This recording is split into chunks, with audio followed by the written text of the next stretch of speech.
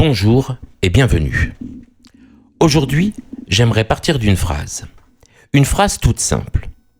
Une phrase que vous avez forcément déjà entendue. Peut-être même que vous l'avez prononcée vous-même, sans toujours mesurer ce qu'elle impliquait. Cette phrase, la voici. Elle vend son corps. Eh bien oui, vous la connaissez, n'est-ce pas ?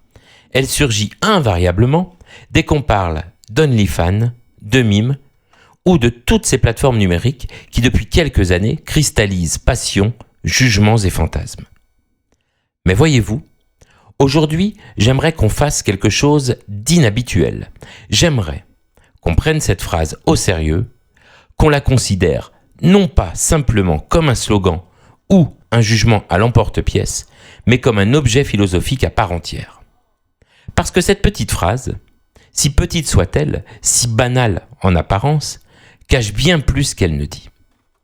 Elle révèle nos contradictions, elle met au jour nos préjugés, elle trahit, au fond, nos peurs les plus profondes. Et c'est précisément pour cela qu'elle mérite qu'on s'y arrête.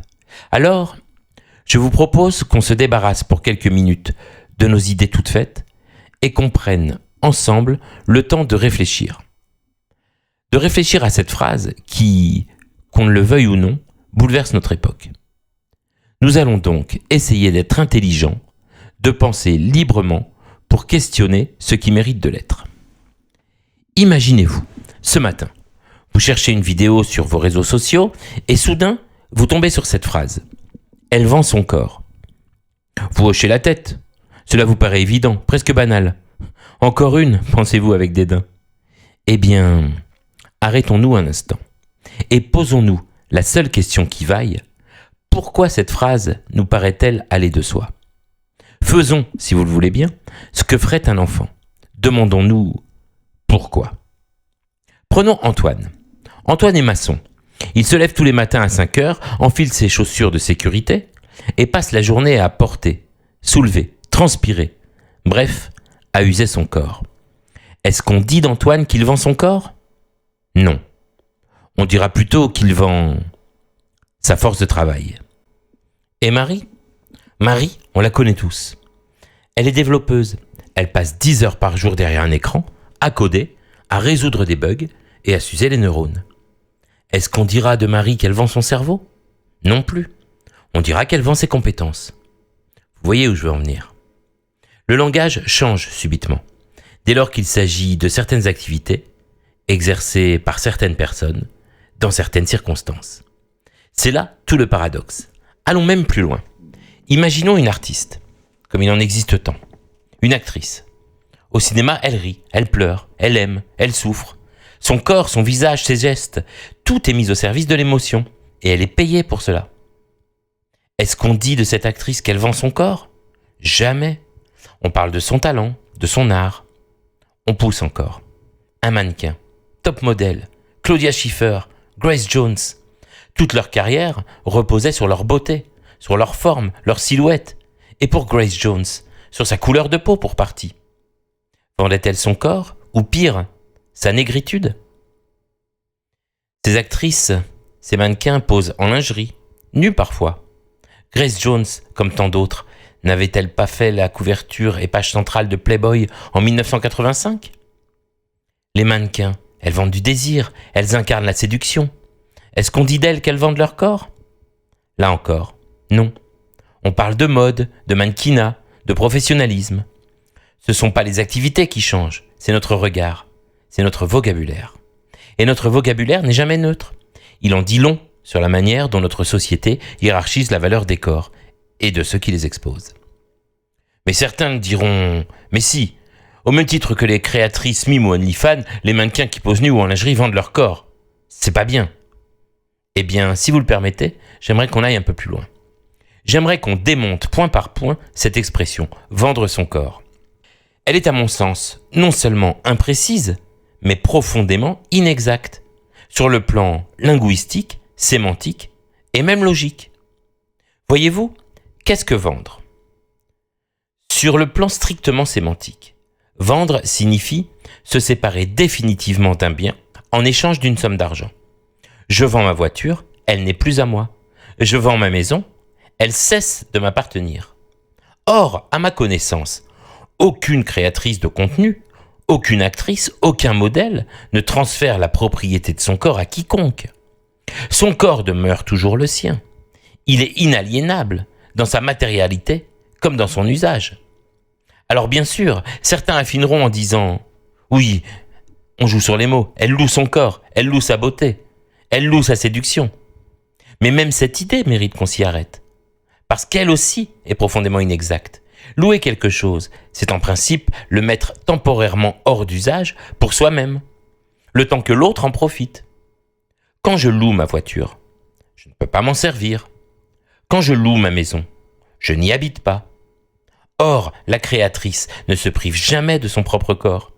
Elle continue d'en disposer. Sa féminité, sa sensualité, son pouvoir de séduction ne sont pas consommés, ni épuisés, ni absents d'elle-même, sous prétexte qu'ils auraient été exposés. Et c'est là une différence fondamentale. Parce que voyez-vous, dans beaucoup de métiers, la force de travail est réellement consommée, vendue, louée. Car à la fin de la journée, il n'en reste plus. Réinvitons Antoine, le maçon. Il termine sa semaine, il est brisé, épuisé. Son dos, ses bras, ses épaules ont littéralement donné tout ce qu'ils avaient à donner. Il a vendu sa force physique. Et le week-end, il ne lui en reste plus. Il ne peut pas reconstruire un mur chez lui comme il l'a fait sur le chantier. Il n'en a plus la force. Son corps s'abîme au fil des ans. Marie, l'ingénieure, après 10 heures à gérer des projets, des tableaux Excel, des réunions, a-t-elle encore envie d'ouvrir son ordinateur ? Elle est mentalement vidée. Son intelligence, sa concentration, sa créativité ont été pour ce jour-là épuisées. Devons-nous parler du burn-out qui la menace ? Je ne parle même pas de l'agriculteur, que le soleil, le sol, les machines finissent par user jusqu'à la corde, et pour parfois moins que le salaire minimum. Dans ces métiers-là, on peut dire que les personnes ont réellement vendu quelque chose qu'elles ne récupéreront pas. À l'inverse, une créatrice, qui a même consacré 2 heures, ou 4, soyons fous, 4 heures de sa journée à publier des photos, à créer des vidéos, à échanger avec son public, ne sort pas vidée de sa féminité, ni de sa séduction. Son capital de séduction n'est pas un stock qui s'épuise, il est intact, disponible. Il est d'une certaine façon même renforcé par l'exercice qu'elle en fait, puisque c'est aussi un jeu de confiance en soi, de stratégie et d'image. La fatigue, bien sûr, comme pour n'importe quelle activité, mais cette fois, sans pression et sans supérieur qui exige un résultat. Ce qu'elle vend, ce sont des images, un accès, un moment de fiction ou de mise en scène, qu'elle gère elle-même. Elle ne vend ni son corps, ni même la location temporaire de celui-ci. Elle vend une représentation, une projection. Et c'est précisément là que l'expression vendre son corps devient un abus de langage. Parce qu'elle laisse croire qu'il s'agit d'une cession réelle, physique, irréversible, alors qu'il ne s'agit que d'un échange symbolique et économique sur le terrain de l'image, de l'imaginaire et du désir. Et c'est pourquoi, sur le plan linguistique comme sur le plan philosophique, dire « elle vend son corps », c'est non seulement faux, mais c'est aussi un outil idéologique destiné à réduire ces femmes à leur seule corporalité, en effaçant la part d'intelligence, de stratégie et de liberté qu'elles mettent en œuvre dans cette activité. Et c'est là que le langage devient un outil de domination. Inutile de chercher loin pour comprendre d'où ça vient et de qui ça vient. Passons maintenant à un autre terme souvent utilisé, la nouvelle prostitution, ou prostitution numérique.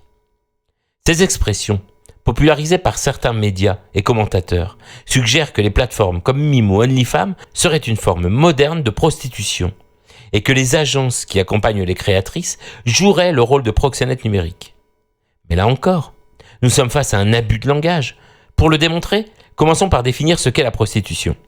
Selon le dictionnaire de l'Académie française, la prostitution désigne, ouvrez les guillemets, l'acte de se livrer à des relations sexuelles contre une rémunération, fermez les guillemets.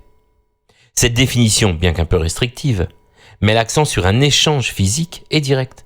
Or, sur Mime ou OnlyFans, il n'y a pas de contact physique. Les créatrices produisent du contenu numérique, photos, vidéos, messages, qui est consommé à distance. Comparer cela à la prostitution, c'est ignorer la nature même de l'interaction. Mais qu'en est-il des agences qui collaborent avec ces créatrices ? On les accuse souvent d'être des proxénètes 2.0. Le proxénétisme, selon le code pénal français, article 225.5, consiste à, ouvrez les guillemets encore une fois, aider, assister ou protéger la prostitution d'autrui, ou à en tirer profit de manière organisée, fermez les guillemets. Les agences Mime ou OnlyFans se contentent de fournir une plateforme technique prenant une commission généralement autour de 20% sur les revenus des créatrices. Cela s'apparente davantage à une relation commerciale classique, comme celle d'un éditeur avec un écrivain, ou d'une plateforme comme YouTube avec un vidéaste. Accuser ces plateformes de proxénétisme, c'est projeter sur elles une intention morale qui ne correspond pas à leur fonctionnement. Alors, pourquoi ces termes sont-ils si souvent utilisés ? La réponse réside dans ce que le psychologue Daniel Kahneman, lauréat du Nobel d'économie, appelle le biais de disponibilité. Nous avons tendance à utiliser des concepts familiers pour expliquer des phénomènes nouveaux, même si ces concepts sont inadéquats. La prostitution et le proxénétisme sont des notions ancrées dans notre imaginaire collectif. Elles sont faciles à invoquer pour critiquer une activité qui dérange, sans prendre la peine d'analyser sa véritable nature. Laissez-moi aussi maintenant vous reparler de ce biais sous un autre angle. Les actrices, les mannequins, elles semblent lointaines, intouchables.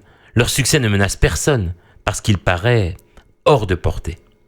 Mais Emma, 23 ans, ancienne camarade de fac, qui gagne, comme un nombre non négligeable de créatrices, entre 10 000 et 100 000 euros par mois sur OnlyFans. Je ne parle pas des exceptions qui engendrent des dizaines de millions. Là, Emma, c'est différent. Elle est proche, elle est accessible, réelle, mais elle gagne entre 2 et 10 fois le salaire d'un médecin. Et qui la paye ? Tout un chacun, en scrollant sur les plateformes, en cliquant, puis en payant. Quand on pense à des actrices de cinéma, des mannequins internationaux, ou même à des stars du X, on reste dans une représentation lointaine, presque mythologique. Leur réussite n'est pas disponible mentalement. Ce n'est pas une option réaliste pour le commun des mortels. En revanche, Emma, l'ancienne copine de fac, devient un exemple mental immédiatement accessible. On peut la convoquer sans effort dans son imaginaire. Si elle, que je connais, le fait et réussit, alors moi aussi je pourrais. Ou j'aurais pu. C'est ce qui active le biais de disponibilité. La réussite d'une star lointaine n'ébranle pas les comparaisons sociales quotidiennes.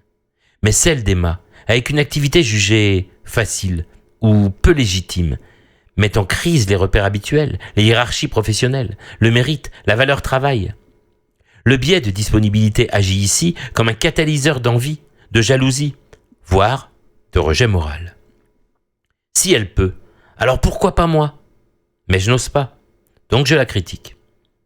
C'est cette proximité qui dérange, parce qu'elle révèle des possibles qu'on préférait ignorer, parce qu'elle rend visible ce qui, juste là, restait invisible. On est content quand un gars au bout du monde gagne 100 millions au loto. Mais si c'est notre voisin, pour la plupart, il est beaucoup plus difficile de se réjouir. Quelques chiffres maintenant.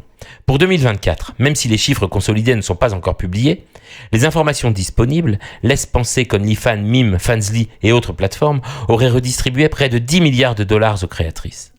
Évidemment, ça dérange. Et il faut bien comprendre pourquoi ça dérange.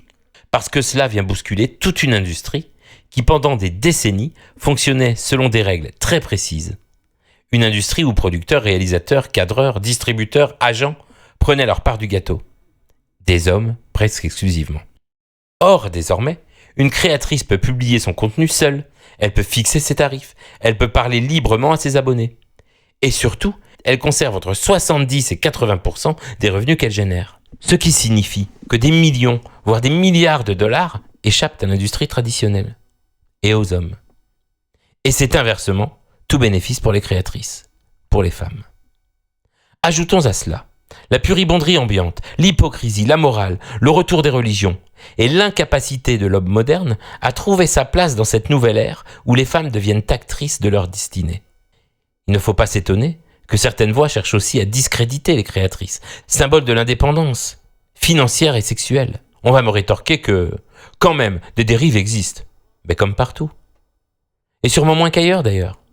Le marché du travail, faut-il en parler ? Pourquoi existe-t-il des syndicats ? Mais aussi un vrai contrôle par l'État, avec des inspections du travail, d'hygiène, etc. Et des contrôles réguliers, des tribunaux, des prud'hommes.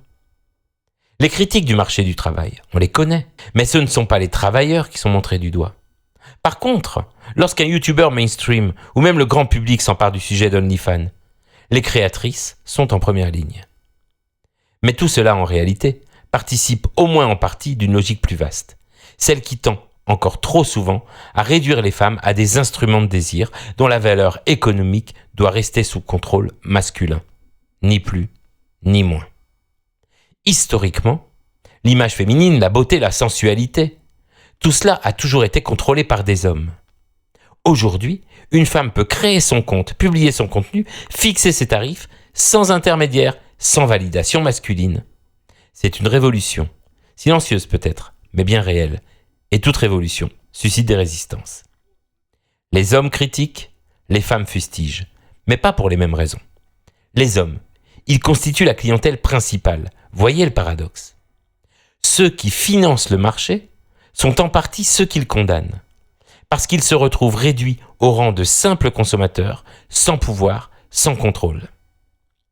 C'est une blessure narcissique, parce que qu'on le veuille ou non, la masculinité traditionnelle se définit encore trop souvent par la capacité à produire, à dominer, à décider. Se contenter d'être spectateur, c'est insupportable. Et même pire, ça renvoie les hommes à leur propre faiblesse, à leur misère sexuelle, à leur dépendance au sexe. Car c'est elles qui alimentent les réseaux. Ils alimentent eux-mêmes quelque chose qu'ils jalousent et le dénoncent ensuite. Les femmes fustigent. Pourquoi ? Parce que si je suis une femme, voir les autres femmes gagner leur vie ainsi, c'est douloureux. Ça remet en cause mes propres choix, mes sacrifices. Si ces créatrices peuvent gagner autant en s'exposant, qu'est-ce que ça dit de mes propres renoncements ? C'est une comparaison brutale, parce qu'elle prouve que mes choix ne sont pas les seuls possibles. Et si on imagine aussi que le garçon que je courtise, ou même mon conjoint, est abonné à ces plateformes, il n'est nul besoin de chercher loin. Jalousie et concurrence, que je juge déloyale. Et j'aimerais, si vous le permettez, qu'on s'arrête un instant sur un autre point. Parce qu'il me semble qu'on fait souvent à ces créatrices un mauvais procès. On entend sans cesse « ces créatrices, elles font ça car elles ont besoin d'argent ». Eh bien, oui, bien sûr. Bien sûr que beaucoup travaillent pour l'argent. Mais est-ce que ce n'est pas le cas de nous tous ? Antoine le maçon, travaille-t-il par passion pour le béton ? Marie, la développeuse, se lève-t-elle chaque matin par amour du langage JavaScript ? Catherine, chef de projet, fait-elle 10 heures par jour de réunion pour le simple plaisir de se réunir ? Non. Tout travail ou presque se fait pour gagner sa vie. Et surtout, faut-il croire que ces créatrices le font forcément par dépit ? J'imagine que si on arrête 10 jeunes femmes dans la rue et qu'on leur demande si pour leur salaire actuel, elles ont le job idéal, 9 répondront non. Si on arrête 10 créatrices, 10 répondront oui. Car justement, elles ont choisi. Et ça change tout. Il est évident que la très grande majorité le font aussi par plaisir, parce qu'elles y trouvent une liberté, parce qu'elles y trouvent un jeu, parce que c'est un métier parfois plus drôle, plus léger, plus rémunérateur que nombre de métiers dits respectables. Certaines sont même diplômées, brillantes, mais elles ont préféré lucidement passer 2 heures par jour à produire du contenu sur OnlyFans plutôt que de subir des réunions infernales. Et on voudrait les blâmer ? Quand Catherine, chef de projet, après 7 ans d'ancienneté, gagne péniblement 4 000, peut-être 5 000 euros par mois, qu'elle voit le poste qu'elle convoitait lui passer sous le nez, parce qu'une jeune stagiaire un peu plus séduisante qu'elle a su plaire à son patron. Eh bien, est-on si sûr que Catherine ne s'est pas vendue un peu, elle aussi ? Et si nous parlions de la promotion canapé ? Sujet tabou, mais bien réel. Combien d'assistantes de direction, de secrétaires, de chargés de communication se retrouvent contraintes, plus ou moins implicitement, à user de leur charme pour sécuriser un emploi, un bonus, une place au soleil ? Oserais-je parler des actrices ? Et du mouvement MeToo ? Est-ce si différent ? Ou, pour le dire plus brutalement, est-ce moins prostitutif ? C'est là tout le paradoxe. On s'acharne sur les créatrices parce que nombre d'emplois dits respectables impliquent eux aussi une forme d'offrande du corps, du sourire, de la séduction. Simplement, c'est moins visible, les niveaux de revenus sont moins exposés. Les créatrices ont moins honte de l'argent qu'elles gagnent que Christine la stagiaire qui a obtenu nombre de promotions grâce à quelques faveurs savamment distillées. Elle s'en défendra, alors que la créatrice, elle, s'expose, ne se défend de rien, assume. Alors évidemment, ça dérange. Face à cela, la masculinité traditionnelle vacille. Les hommes n'ont plus accès gratuitement à ce qu'ils considéraient comme un dû. Et surtout, ils ne peuvent pas produire eux-mêmes ce type de contenu. Cette double frustration génère une agressivité qui se déguise en moralisme. Les discours sur la décadence masquent en réalité une peur, la peur de perdre le contrôle. Dépouillons pour finir le débat de sa dimension morale. Regardons-le en économiste. OnlyFans, Mime, toutes ces plateformes ne sont ni plus ni moins que des entreprises qui ont identifié un marché. Elles emploient, elles génèrent des revenus, elles créent de la valeur. Et les créatrices ? Ce sont des entrepreneurs. Elles développent une marque, fidélisent une clientèle, prennent des risques. C'est une réalité économique, qu'on le veuille ou non. Et surtout, ce phénomène dépasse largement OnlyFans. C'est l'économie de l'attention, l'économie de la personnalité, l'économie de la relation client.